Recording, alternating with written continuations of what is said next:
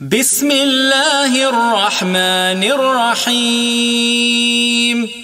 إنا أرسلنا نوحا إلى قومه أن أنذر قومك من قبل أن يأتيهم عذاب أليم. قال يا قوم إني لكم نذير مبين أن اعبدوا الله واتقوه وأطيعون يغفر لكم من ذنوبكم ويؤخركم إلى أجل مسمى إن أجل الله إذا جاء لا يؤخر لو كنتم تعلمون. قال رب إني دعوت قومي ليلا ونهارا فلم يزدهم دعائي إلا فرارا وإني كلما دعوتهم لتغفر لهم جعلوا أصابعهم في آذانهم واستغشوا ثيابهم وأصروا واستكبروا استكبارا.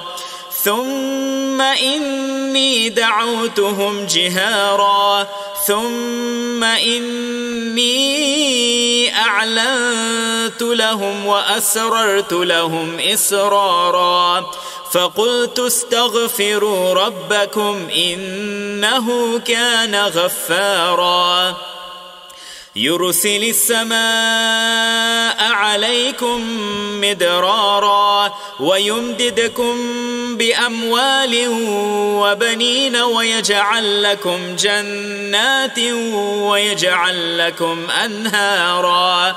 ما لكم لا ترجون لله وقارا وقد خلقكم أطوارا.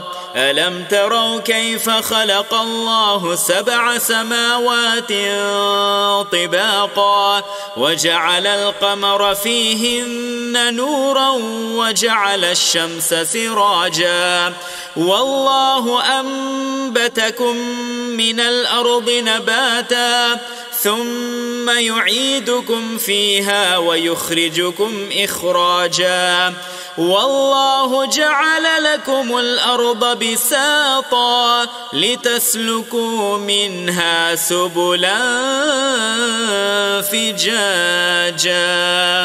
قال نوح رب إنهم عصوني واتبعوا من لم يزده ماله وولده إلا خسارا ومكروا مكرا كبارا وقالوا لا تذرن آلهتكم ولا تذرن ودا ولا سواعا ولا يغوث ويعوق ونسرا وقد أضلوا كثيرا ولا تزد الظالمين إلا ضلالا.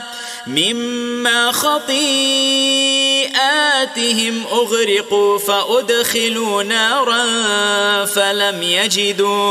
فلم يجدوا لهم من دون الله أنصارا.